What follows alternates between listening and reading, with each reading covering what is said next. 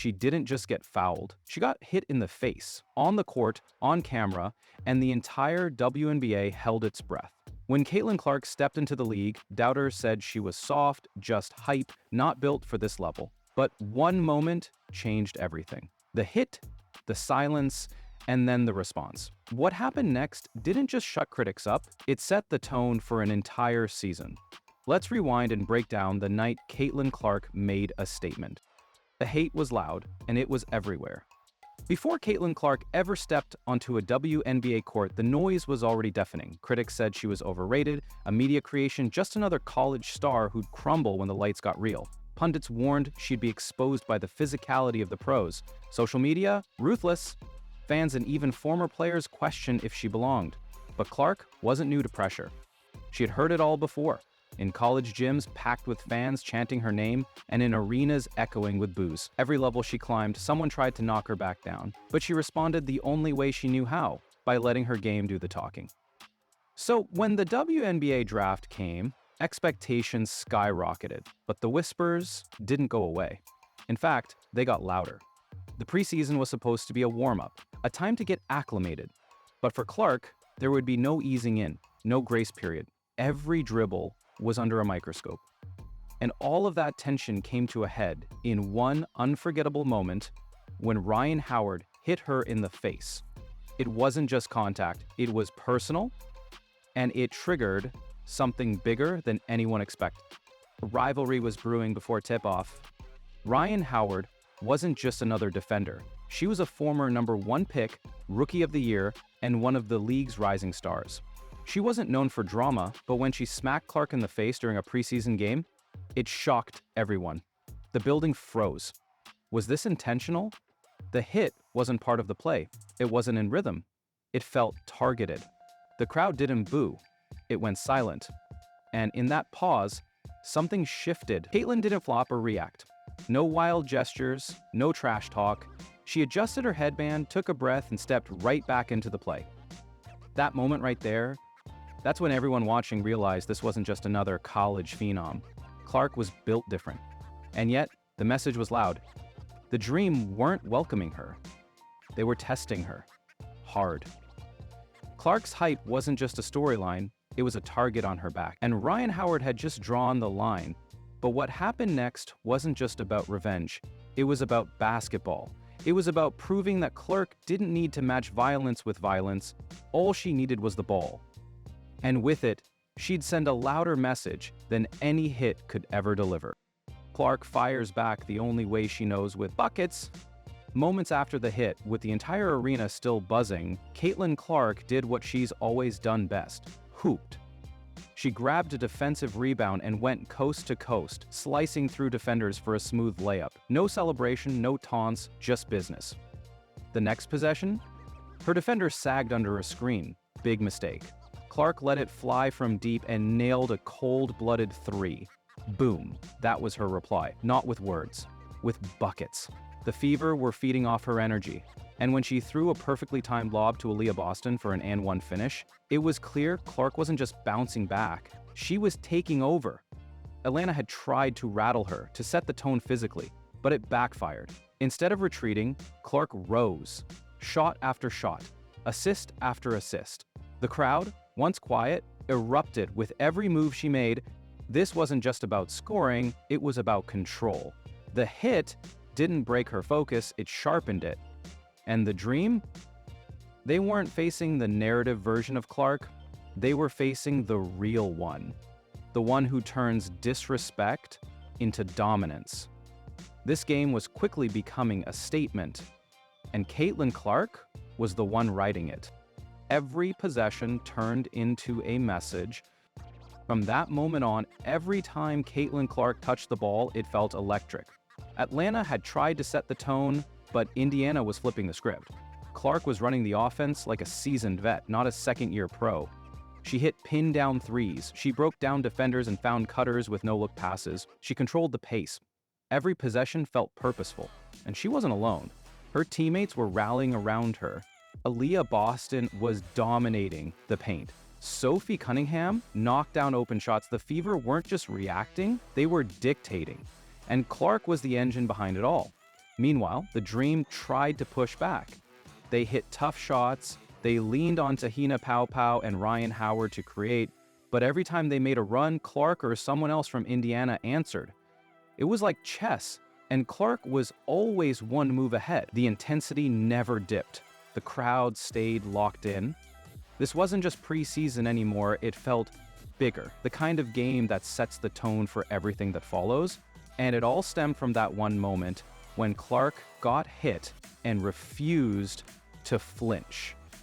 Atlanta tried to regain control, but the Fever smelled blood. The Dream didn't roll over. Far from it.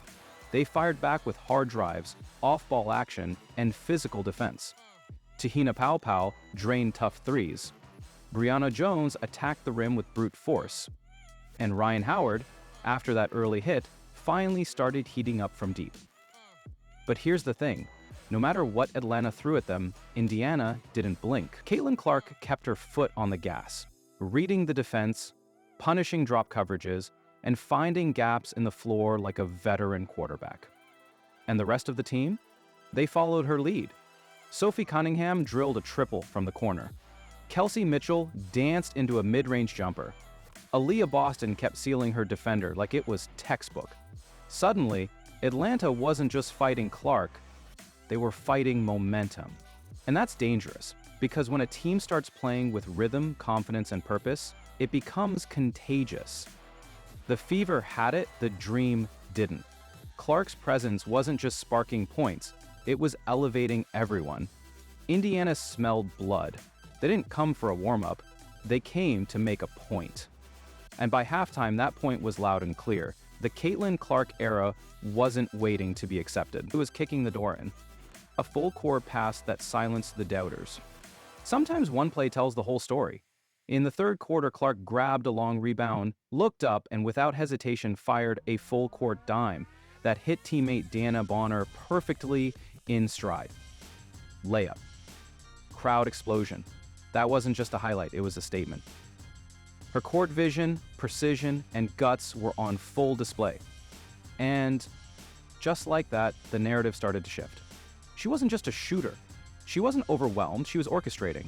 It wasn't flashy for the sake of flash. It was calculated brilliance. Clark saw the floor like few do, processing the game seconds ahead of everyone else. And plays like that, they silenced the whispers. Even critics watching at home had to pause.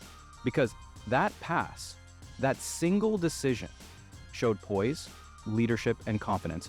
She didn't shy away from the moment, she embraced it.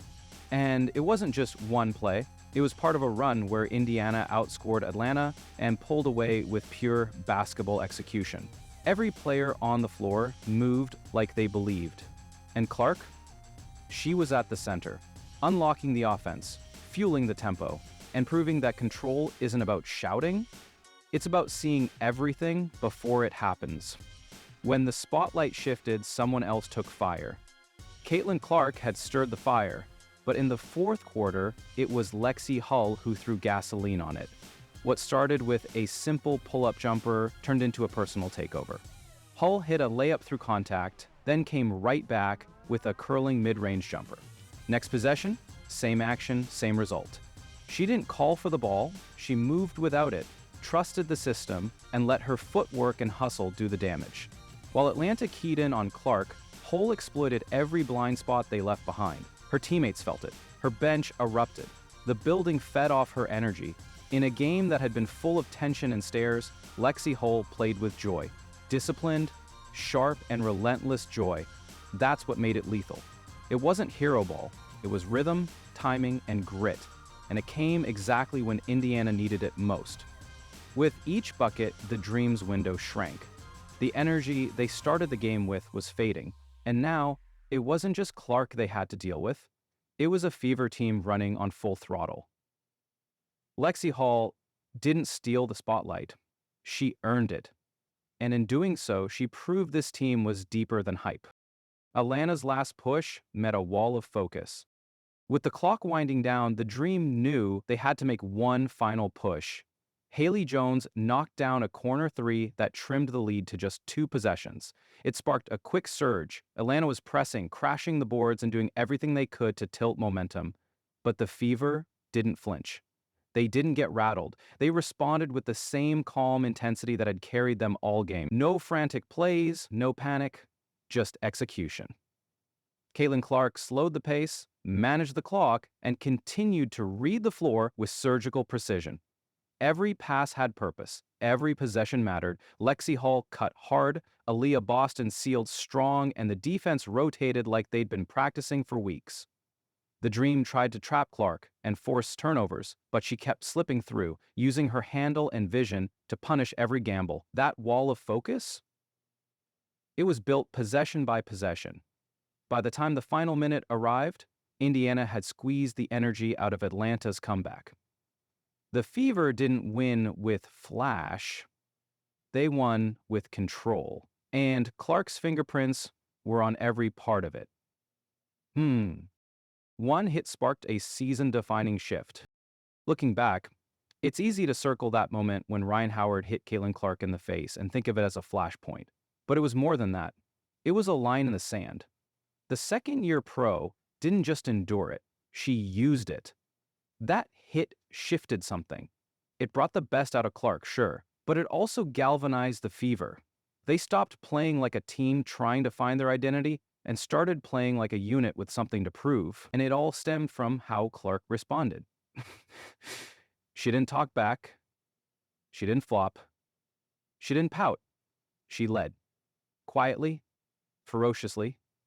She got hit, got up, and got going, and the message she sent, without saying a word, rippled through the team. You want to rattle her? Try again. You want to bully her? Better be ready for what comes next. That game, that play, that response, it was bigger than the box score. It was Clark's reminder to the league, she's not just here to participate. She's here to dominate. And if you come swinging, you'd better hope she doesn't get back up. Because if she does, she's not coming back the same. She's coming back stronger. The league sent a message, but Clark sent one louder. From the opening buzzer to the final possession, this wasn't just a game, it was a statement. The league didn't exactly roll out a welcome mat for Caitlin Clark. They tested her early. They hit her, shoved her, and tried to shake her confidence. But here's what they found out. She doesn't rattle. She rises. Ryan Howard's hit might have been meant to set the tone. Instead, it lit a fire. Clark didn't just answer with skill, she answered with leadership, with control. With a kind of poise that turns teammates into believers and critics into spectators. The Fever didn't just protect their star, they elevated alongside her. Every bucket, every stop, every unselfish pass. They responded as a team, and by the end, it wasn't just Clark who'd made a statement, it was Indiana. They're not here to play cute basketball, they're here to compete, to challenge, to win. So when the season moves forward, and every team circles the date they face Indiana, they won't just be preparing for Caitlin Clark's shot. They'll be preparing for her presence, her leadership, her quiet fire. Because if the league wanted to send a message, it's clear now. Caitlin Clark already sent one louder.